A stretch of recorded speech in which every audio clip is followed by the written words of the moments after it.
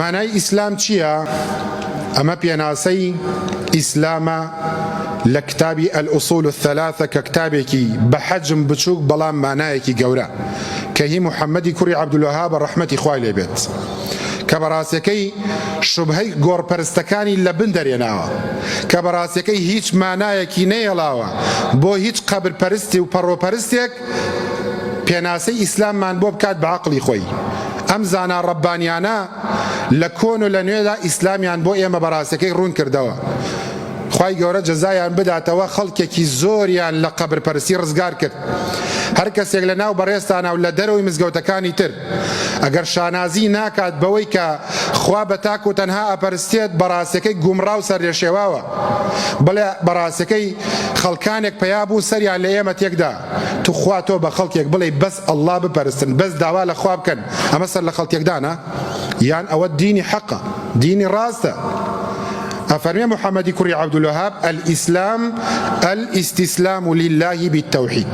خود تسميلي خواكي بي خوا برسي خواي جان من خم داوا دستو بس عبادت بتوكم كاتك أباريتوا بس داوا لخواكي بو خلقيا داوا لغيري خواب كأي شونيا أي سرانيكي قمراهن لسر من بركانوا بانقش بو بتبرستيكن جملة بناو داعیەک بوو کاوانە بەڕاستەکەی پێویستە بخرێنەوە بەر خوێندن، پێویستە جارێکی تر لە حوجرەکانەوە بخوێننەوە فێری عەقیدە بن، سەر لە خەڵ نەشێوێنن، نەبن بە داعیەکی شەڕ. بەڵام ئەوانە ئەئیمەیەکن خەڵبانەکەن بۆ ئاگر. ئەیوت خەڵکانێک پیا بوون بە خەڵک ئەڵێیان نابێت داوا لە زیندوو مردوو بکەیت، داوا لە زیندوو مردوو. هەر کەسێک داوا لە زیندوویە بکا لە سلێمانی بڵێ ئەی فڵان کەس فریام کەەوە شیرکە.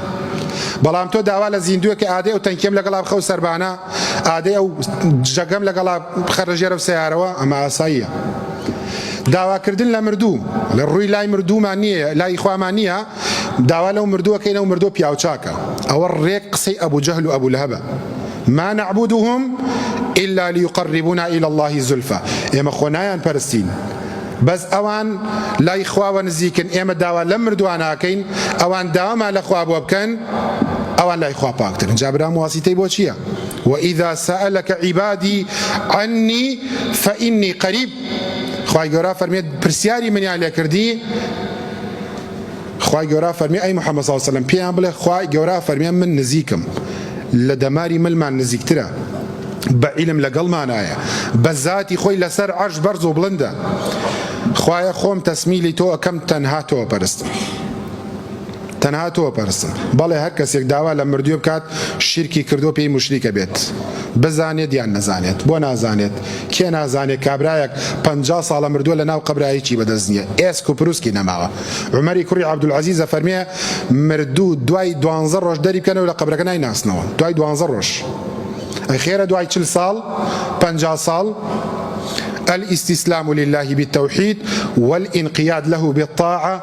خود ملكتشكي عبادتي خواكي جاوازين يواني نيوش خوينك ونيوش نخوينك تنها تكبرة ئامادەنیە ناوچەوانی بخاتە عەرز بۆ خوا. خۆی زۆر لەوە بە گەورەترە زانێت. ئیناگەر ئینسانێک بەڕاستی خۆی بە عەبدی خوا بزانێت ملکەچەکان. والبراءة من الشرك وأهله. خود لا أهل شرك لا شرك كيشانو لا جمع كيشان بدور بقريت نقل قليابيت نقبل الدنيا كي كاتية كروانية دنيا ونقرزنيا خلقي كي زور بو ترسو مصلحة إيمان شيان نماوه عقيدة شيان نماوه كرامت شيان نماوه بياوتي شيان نماوه آفرتاتي شيان نماوه بەڵام ئینسانی پاک و ساغ دنیایەکی کاتێک کاتە قوربانی بەهەشتێکی نەبڕاوە لەم دنیا واز لە هەموو خوا بەتاڵەکانە هێنێ. خوا زۆرە بەڵام خوای حەق تەنها یەک خوایەکە کە لەسەر عەرش بەرز و بڵندە. پەروەردگارمانە فەرمێت ولا تدعو من دون الله. ئیسلامەتی ئەوەیە هاوار لە غەیری خوا نەکەیت. ولا تدعو من دون الله ما لا ينفعك. داوا مەکە لە غەیری خوا کە داوای لێ بکەی سوودت پێ ناگەێنێ. هەتا ئێوارە لە دیاری گۆڕێک قەبرێک مناڵم بدەرێن ناداتێ. ولا يضرك. داواشی لێ نەکەی زەرەرت لێ نادا، زەرەرت لێ نادا.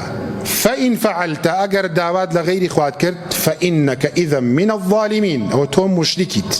ظالم بەمانای مشریک يا بني لا تشرك بالله إن الشرك لظلم عظيم كواتا إسلامتي أويا هاوار نكي تغيي خو هر کس یکتان بینی هاوار کرد غیری خوا لناو إسلامانية پەیوەندی بە ئیسلامەوە نییە حتى بياني شونيوش بكاتو روجي هزار ويقدنك لا إله إلا الله وقل هو الله أحد بخوانيه فري بإسلام ونيا أي چی بكين بس دعوة لأخواكي الله يكمان هي جل جلاله همو كون كائناتي بدست